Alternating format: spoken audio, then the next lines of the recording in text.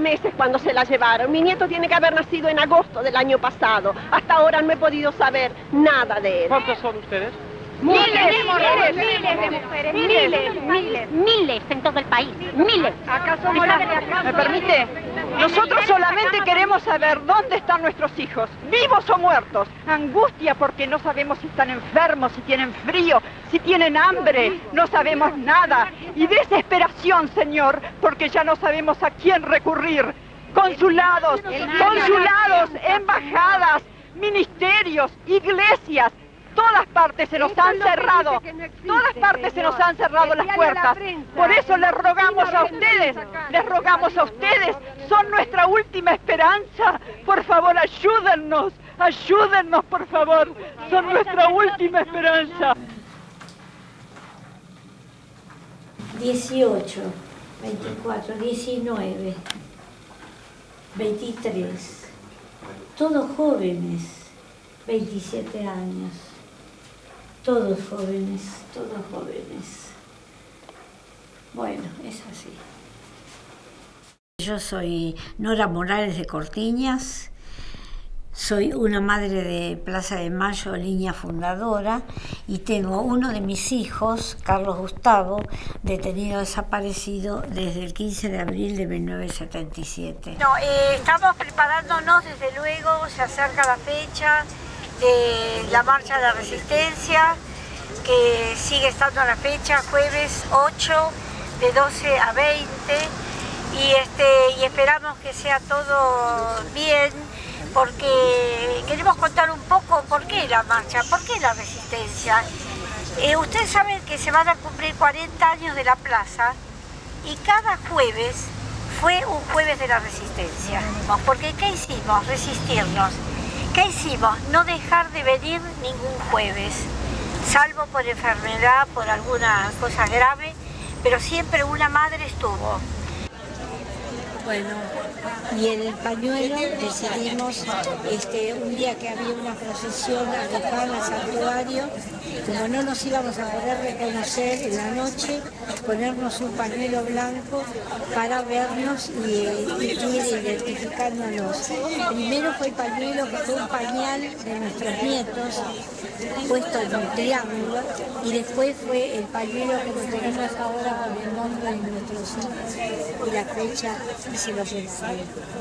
Y de ahí te puedo decir que este pañuelo perturba a muchos jueces, a muchos funcionarios, a muchos policías, porque representa los 30.000 detenidos desaparecidos. Siempre. 30.000 detenidos desaparecidos. Presentes. Ahora y siempre. 30.000 detenidos desaparecidos. Presentes. Ahora y siempre. Ahora y siempre. Ahora y siempre. Y con ellas hasta la victoria siempre. Yo era una ama de casa común, una ama de clase media, porque, mi marido era muy trabajador, era un hombre al estilo más bien antiguo, no quería que yo saliera a trabajar, quería que yo me quedara en mi casa cuidando a mis hijos.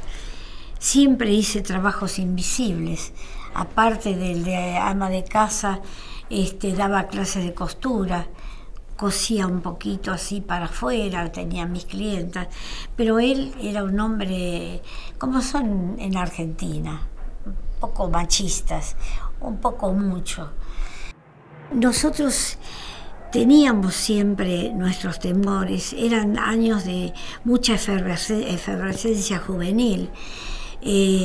Varias etapas de la historia argentina tuvieron esa oleada de jóvenes que querían un país digno, y Gustavo era un militante, junto con Ana, de esa etapa de los años 70. En Argentina había habido otras dictaduras, otras épocas, y veníamos arrastrando esos gobiernos péndulo, civil, militar, o civil, pero que detrás estaban las botas, ¿no? Y con la intervención de la Iglesia Católica Argentina. Y la desaparición trajo un cambio en mi casa. Cuando llegamos a casa la noche anterior, día viernes, Gustavo había ido día 15 de abril, había salido de casa para el trabajo, vivimos afuera, en el Gran Buenos Aires, y entonces supimos que se lo habían llevado de la estación de tren, de ahí fue secuestrado y de ahí fue llevado, no sabemos nunca a dónde, nunca más supimos a dónde. No se puede formar grupos en las calles, entonces dan vueltas, caminando alrededor de la plaza. Y yo en esos años, yo tenía alumnas, hacía mis clases muy amorosas, enseñando a coser a chicas jóvenes, a mujeres adultas que querían aprender a dar una puntada. Y estaba en mi casa con esa tarea y de golpe esto fue un mazazo. Y dejé porque ya mi cabeza no estaba para cosas que me insumían tiempo. Igual se podía hacer compatibilizar, pero no alcanzaban las horas, los días, los minutos para salir a la calle a buscar, a golpear puertas.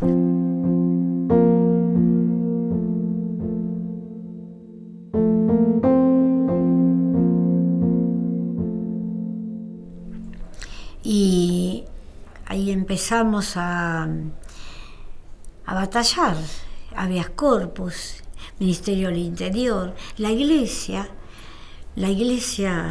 católica, pero además con las madres, que había madres judías, madres de Iglesia evangélica. Habíamos recorrido también todas las iglesias, ¿no? Por ejemplo, la Daya, que era la representación de la comunidad judía, fue muy cruel porque ellos entregaron gente en esa época a cambio de los líderes de esa iglesia rescatar a sus hijos. Después nos íbamos enterando, ¿no?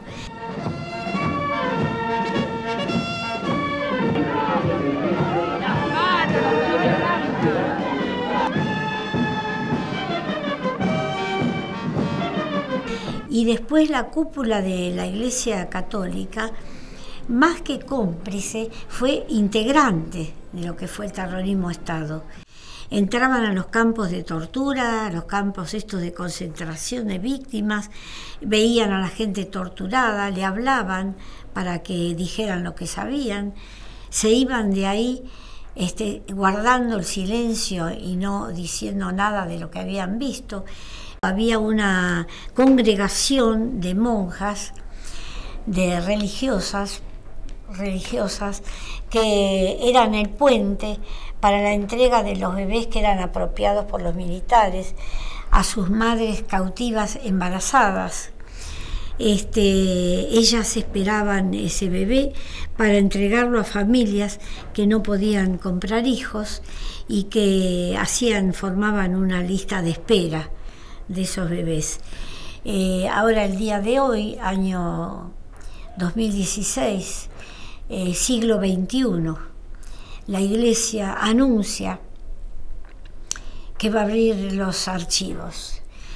Yo he comprobado que a través de un habeas corpus que hice preguntando por mi hijo, preguntándole a la Iglesia Católica qué trámites hizo, qué me puede decir de mi hijo, ahora en ese habeas corpus el monseñor, el obispo, que es el presidente de la conferencia episcopal, abre una carpeta delante del juez y me da una hoja que era la propia denuncia que yo llevé para que ellos averiguaran qué había pasado con mi hijo. O sea que es un fraude lo de la Iglesia. En nombre del Padre, del Hijo y del Espíritu Tuvimos que salir a la calle así compulsivamente, juntarnos, primero de a una y de a una y de a una, y después hacer nuestro movimiento. Que si bien no es inédito total, porque antes estuvieron las mujeres chilenas, desde el año 73 con el golpe Pinochet, pero eran esposas. Acá todas madres fuimos.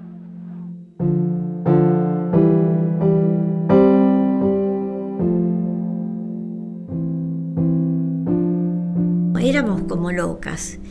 Por eso a veces el mote que nos puso Arguindegui, basura de milico, que un periodista le preguntó un día desde la Casa de Gobierno, ¿quiénes son esas mujeres que están ahí en la plaza? Desde una ventana de la Casa de Gobierno.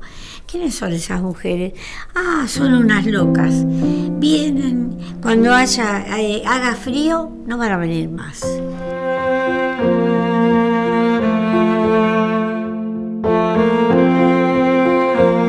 Después otra vez dijo, cuando haga mucho calor, no van a venir más, ya se van a cansar. Bueno, no nos cansamos porque nuestros hijos, nuestras hijas luchaban por algo hermoso, que es la dignidad del ser humano.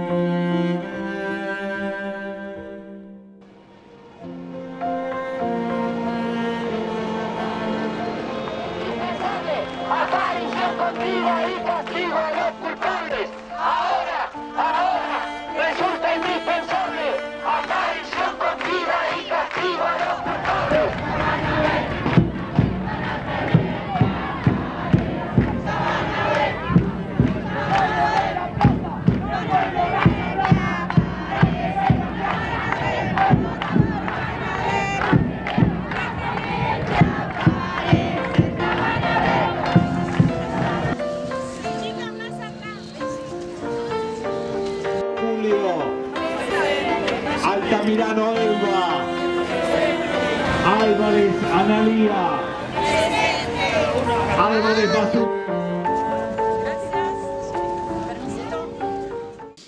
Todos los días pensamos que cómo faltan los que faltan, qué falta que hacen en este momento. Y a mí a veces me preguntan, ¿pero por qué esto, por qué lo otro? Yo les pregunto, ¿y vos qué hubieras hecho? Si te falta un hijo o una hija, o si tenés claro cuáles son los motivos de las injusticias que cometieron, ¿qué hubieras hecho? Hubieras hecho lo mismo que hacemos nosotras las madres, seguir buscando a nuestros hijos hasta las últimas consecuencias, y no importa dónde, ni cómo, ni cuándo, y seguir haciéndolo, que eso es lo único que queremos. Qué cosa, ¿no? ¿A quién me cabe que madres, mujeres que criaron a sus hijos, que soñaron con llegar al final de la vida cuidando a los nietos, a los bisnietos, estamos todavía en la calle reclamando, ¿no? Y con esta edad que es avanzada, nosotros decimos que tenemos años acumulados. El tribunal ya no puede estar medio a fin de confeccionar el acto respectivo. Muy bien.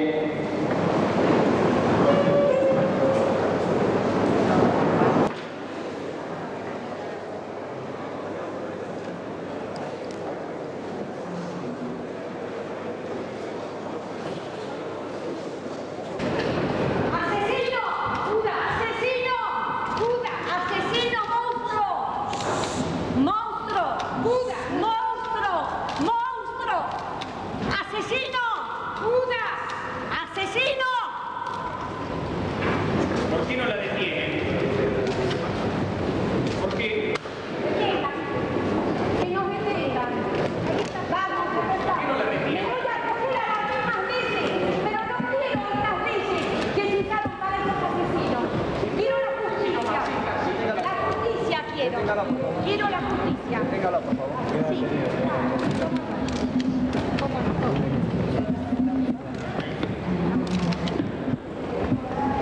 Espera, Nora. Espera, por acá. Por acá, por favor.